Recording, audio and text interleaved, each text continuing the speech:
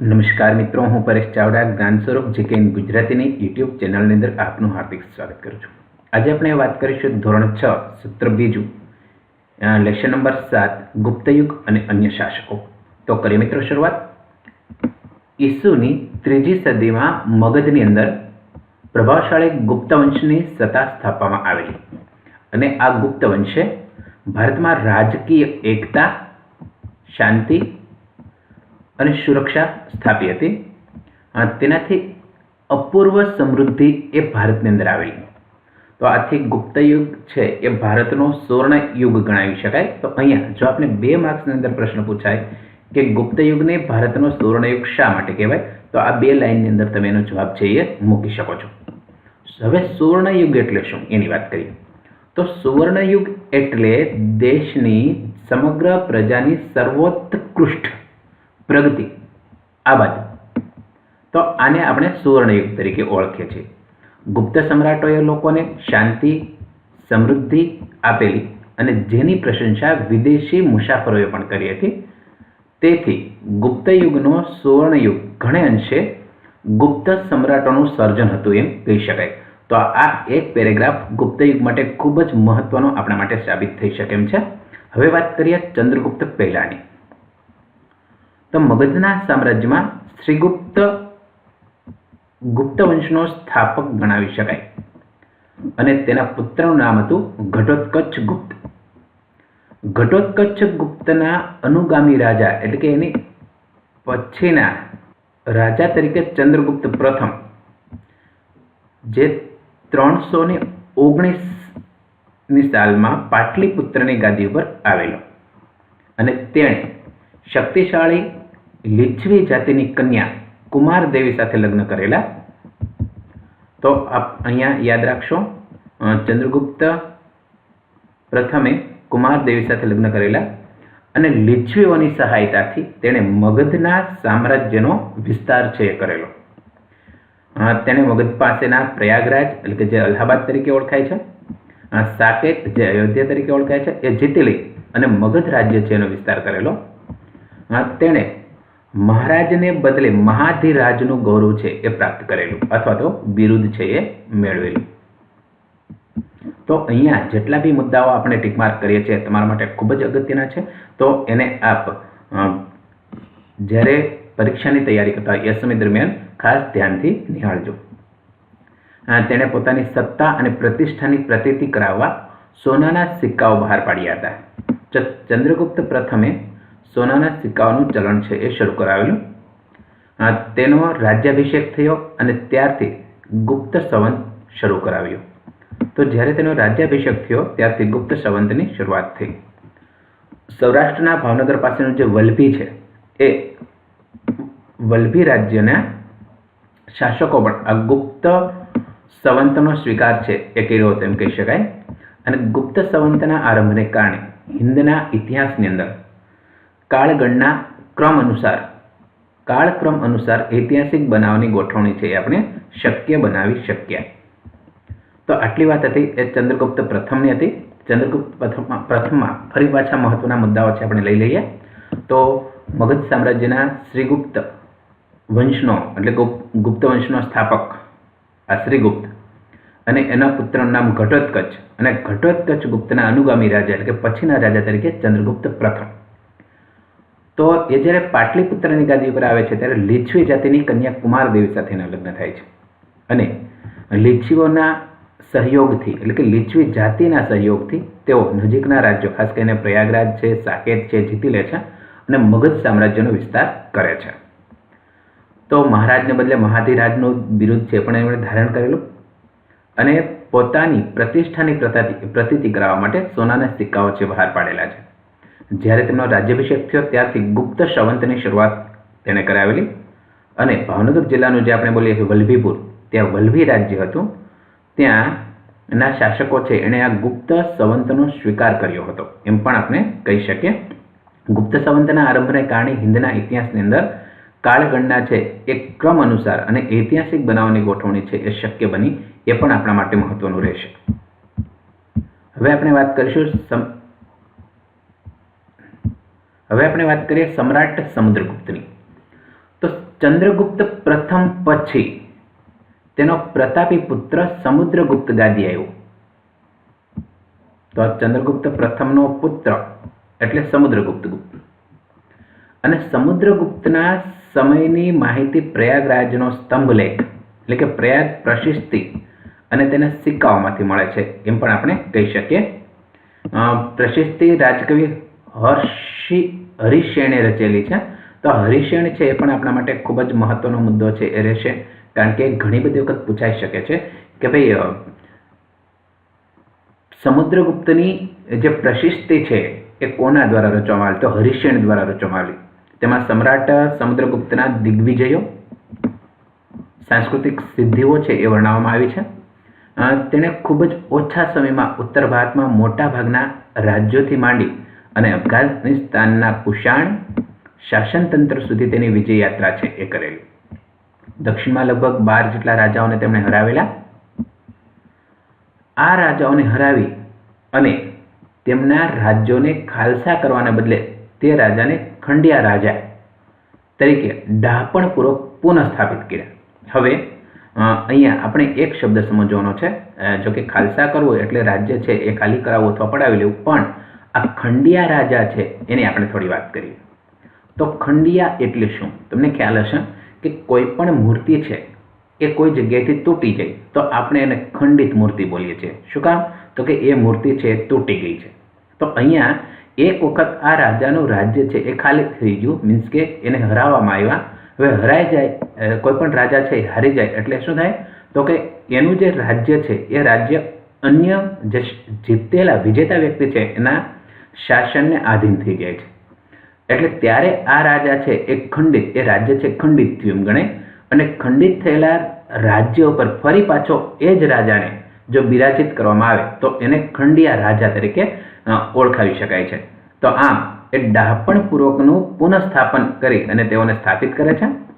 રાજ્યનો વહીવટ ચલાવવા રાજ્યપાલો અને અધિકારીઓની નિમણૂક છે એ ચંદ્રગુપ્ત પ્રથમનો જે દીકરો છે સમુદ્રગુપ્ત એણે શરૂઆત કરી. તો આમ એક ખૂબ જ ડહાપણપૂર્વકની કામગીરી છે એ સમુદ્રગુપ્તે કરેલી. સમુદ્રગુપ્ત છે મહાન વિજેતા અને સંસ્કારી સમ્રાટ હતો. તેની સાહિત્યિક સિદ્ધિઓ તથા ચારિત્ર પણ નોંધપાત્ર હતા.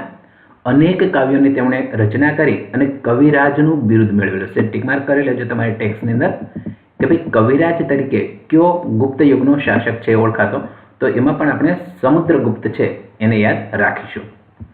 કમનસીબે તેનું આજે એક પણ કાવ્ય છે એ મળ્યું નથી. એ આપણી એક કમનસીબી કહેવાય કે ભાઈ આવો એક પ્રતાપી રાજા અને જેણે સાહિત્ય છે એની રચના કરેલી એ સાહિત્યની પ્રત આપણી પાસે અત્યારે નથી. એક સિક્કામાં સમુદ્રગુપ્તને વીણા વગાડતો દર્શાવવામાં આવેલો છે. તો એ સંગીત પ્રેમી પણ હશે એમ આ સિક્કા ઉપરથી આપણે માની શકીએ. તેના શાસનકાળ દરમિયાન અનેક મંદિરો, બૌદ્ધ વિહારો, જૈન ઉપાશ્રયો બાંધવામાં આવેલા અને તેણે અશ્વમેઘ યજ્ઞ કર્યો હતો, જે આપણી હિન્દુ સંસ્કૃતિ પ્રમાણે સૌથી મોટા યજ્ઞ તરીકે આપણે જેને બોલીએ છીએ અશ્વમેઘ યજ્ઞ. અને આ સંદર્ભે તેમણે સિક્કાઓ છે એનો પણ પડાવ્યા હતા એમ કહી શકાય. સિક્કાઓ છે તૈયાર કરાવેલા. પોતાના દરબારોમાં વિદ્વાનોને એકત્રિત કરી અને ઉચ્ચ પ્રકારનું સાહિત્ય સર્જન છે એ તેઓ કરાવતા. જ્ઞાનીઓ અને તે જ્ઞાનીઓની સોબત ઈચ્છતા હતા. અહીંયા સોબત શબ્દને આપણે સમજી લઈએ. સોબત એટલે નો સાથ અથવા તો સોબત એટલે તેમની સાથેનો સમયગાળો અથવા એની મિત્રતા.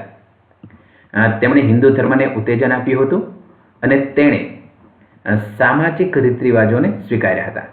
પ્રાચીન ભારતના ઇતિહાસમાં સમુદ્રગુપ્તનું સ્થાન વિશિષ્ટ અને નોંધપાત્ર છે. ગુપ્ત સામ્રાજ્યની મહત્તાનો સર્જક એટલે સમુદ્રગુપ્ત ગણાવી શકાય.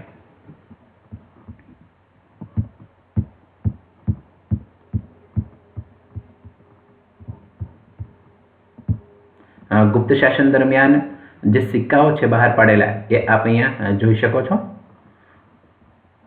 હવે વાત કરીએ સમ્રાટ ચંદ્રગુપ્ત બીજો, જેને આપણે વિક્રમાદિત્ય તરીકે પણ ઓળખીએ છીએ. તો સમુદ્રગુપ્તનું અવસાન થયું અને તેના સ્થાને ચંદ્રગુપ્ત બીજો ગાદી ઉપર આવ્યો. અને તેણે પિતાએ વારસામાં આપેલ વિશાળ સામ્રાજ્યને સફળતાપૂર્વક સાચવું અથવા ચલાવ્યું એમ કહી છે. એટલું જ નહીં પણ કેટલાક વિજય મેળવી અને સામ્રાજ્યનો વિસ્તાર પણ તેઓએ વધાર્યો હતો. તો નથી કહેતા કે ભાઈ બાપ કરતા બેટા સવાયા, આ એના જેવું કામ છે. ચંદ્રગુપ્ત બીજો ગુપ્ત વંશનો સૌથી પ્રતિભાશાળી શાસક હતો. ટિક માર્ક કરી લેજો, આપણા માટે ખૂબ જ કામનો મુદ્દો છે. ચંદ્રગુપ્ત બીજો ગુપ્ત વંશનો સૌથી પ્રતિભાશાળી શાસક હતો અને તેના સામ્રાજ્યની સરહદો શક રાજ્ય સુધી વિસ્તરેલી હતી. તે પણ આપણા માટે કામનું રહેશે. તેણે ગુજરાત ઉપર હુમલો કરી અને શક ક્ષત્રપ વંશના રાજ્યનો અંત લાવેલો અને આ વિજયની યાદમાં શકારીનું બિરુદ છે તેઓએ ધારણ કર્યું હતું. તે વિક્રમાદિત્ય તરીકે પણ ઓળખાયા. તો સમ્રાટ ચંદ્રગુપ્ત બીજો છે એની આપણે અહીંયા બહુ વિશેષ વાતો છે એ જોઈ. આગળ વાત કરીએ તો તેમણે 300 વર્ષથી પગદંડો જમાવીને બેઠાયેલા ક્ષક ક્ષત્રપોને હાંકી કાઢવા માટે શક્તિશાળી રાજ્યો સાથે લગ્ન સંબંધો બાંધી અને તેઓની મદદથી એટલે કે સસુર પક્ષની મદદથી પોતાનું સૈન્ય બળ છે એને વધાર્યું અને આ લગ્ન સંબંધો પોતાના રાજ્યના વિસ્તારમાં અને દુશ્મનોને મહાત કરવામાં ખૂબ ઉપયોગી થયા. તો તેણે જીતેલા નવો પ્રદેશ ઘણો જ અગત્યનો હતો અને ગુજરાત અને સૌરાષ્ટ્રના સમૃદ્ધ પ્રદેશો, ખાસ કરીને ભૂગુ કચ્છ જે અત્યારે ભરૂચ તરીકે ઓળખાય છે અને સ્તંભતીર્થ જે અત્યારે ખંભાત તરીકે ઓળખાય છે, એવા ધીકતા બંદરો ગુપ્ત સામ્રાજ્યને મળ્યા અને પરિણામે રાજ્યનો દરિયાઈ વેપાર છે એ વધ્યો અને ગુપ્ત રાજાઓ અખૂટ સંપત્તિ છે તેના માલિક બન્યા. અહીંયા આપ એક નકશો જોઈ શકો છો. એ નકશાની અંદર વૈશાલી, મરુ, નર્મદા, પાટલીપુત્ર, સિંધુ, અરબસાગર, બંગાળનો ઉપસાગર આવા જે નામ લખેલા છે. તો એમાં ગુપ્ત શાસિત ભારતનો નકશો, તો અહીંયા જે બ્લુ કલરના જેટલા બી વિસ્તાર તમને દેખાય છે એ ગુપ્ત શાસિત ભારતના ભાગ ગણાવી શકાય. તો ચંદ્રગુપ્ત દ્વિતીયના સમયમાં આવેલા ચીની યાત્રાળુ જેનું નામ હતું ફાહિયાન, એ ફાહિયાને ગુપ્ત રાજ્ય વહીવટના અને ગુપ્ત સામ્રાજ્યની સમૃદ્ધિના વખાણ કર્યા છે. ચંદ્રગુપ્ત બીજો વૈષ્ણવ ધર્મી હોવા છતાં અન્ય ધર્મ પ્રત્યે તેઓને ખૂબ આદરભાવ છે એ હતો અને તેઓ એટલે કે તેના સેનાપતિ હતા જેનું નામ હતું આમ્રકારદેવ, જે બૌદ્ધ ધર્મના હતા. તેમના રાજ્યમંત્રી હતા વરસેન, જે શિવ ધર્મના હતા એટલે કે શૈવ ધર્મી હતા અને રાજધાની પાટલીપુત્રમાં પણ અનેક બૌદ્ધ મઠો છે તેઓએ બંધાવેલા અથવા તો ત્યાં આવેલા હતા. કહેવાનો મતલબ એ છે કે ચંદ્રગુપ્ત દ્વિતીય છે એ તમામ ધર્મોને માનનાર એક શાસક હતો એમ પણ કહી શકાય. અને તેના શાસનકાળ દરમિયાન તેમને મેળવેલ સાંસ્કૃતિક સિદ્ધિઓને કારણે જ ગુપ્તયુગ છે એ સુવર્ણયુગ બની શકેલો. તે વિદ્વાનો અને કવિઓનો આશ્રયદાતા હતો. એક માર્ક્સના પ્રશ્નમાં પૂછી શકાય કે ગુપ્તયુગનો કયો શાસક વિદ્વાનો અને કવિઓનો આશ્રયદાતા હતો? તો ચંદ્રગુપ્ત બીજો. સંસ્કૃત ભાષાના મહાન કવિ અને નાટ્ય લેખક કાલિદાસ તેના રાજકવિ હતા. ટિક માર્ક કરજો, બહુ અગત્યનો મુદ્દો બનશે. ધન્વંતરી એ તેના રાજવૈદ હતા. વૈજ્ઞાનિક વરાહમિહિર, વેતાલ ભટ્ટ, અમરકોશના રચયિતા અમરસિંહ જેવા રત્નોથી તેની સભા છે અથવા તેનો રાજ દરબાર છે શોભતો તેમ કહી શકાય. તો એ અરસાના મહત્વના કહી શકાય એવા વ્યક્તિઓ, ખાસ કરીને તો બોલીએ તો કાલિદાસ, ધન્વંતરી, વરાહમિહિર, વેતાલ ભટ્ટ, અમરસિંહ આવા બધા જ વિદ્વાન વ્યક્તિઓ છે એ તેના રાજ દરબારમાં હતા. તેના સમયમાં શિલ્પ, સ્થાપત્ય અને ચિત્રકળાનો સુંદર વિકાસ થયેલો. અજંતાના ઘણા કલા મંડપો તેમના સમયમાં તૈયાર થયા છે. જે મહારાષ્ટ્રની અંદર આવેલી અજંતા ઇલોરાની ગુફાઓ છે એ અંતર્ગત વાત કરું છું. ત્યાર પછી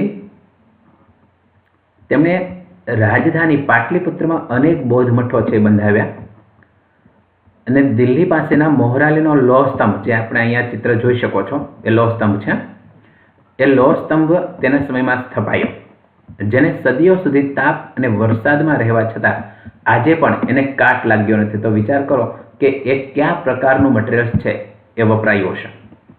તેણે પાટલીપુત્ર ઉપરાંત ઉજ્જૈનને બીજી રાજધાની બનાવેલી અને તેણે રાજ્યને જુદા જુદા વહીવટી એકમોમાં વહેંચી અને સુવ્યવસ્થિત વહીવટ છે ચલાવ્યો હતો. લગભગ ઈસવીસન 414ના અરસામાં મહાન સમ્રાટ ચંદ્રગુપ્ત વિક્રમાદિત્યનું અવસાન થયું અને આમ ગુપ્ત યુગનો અંત આવ્યો. તો મિત્રો, આ લેસનના પહેલા પાર્ટની અંદર આપણે અહીં સુધીની વાત રાખીશું. હવે પાછા જ્યારે મળશું ત્યારે ગુપ્ત યુગનો અંત અથવા તો ગુપ્ત સામ્રાજ્યનો અંત છે ત્યાંથી આપણો બીજો પાર્ટ છે એ શરૂ થશે. આ વિડીયો જોવા બદલ આપનો ખૂબ ખૂબ આભાર.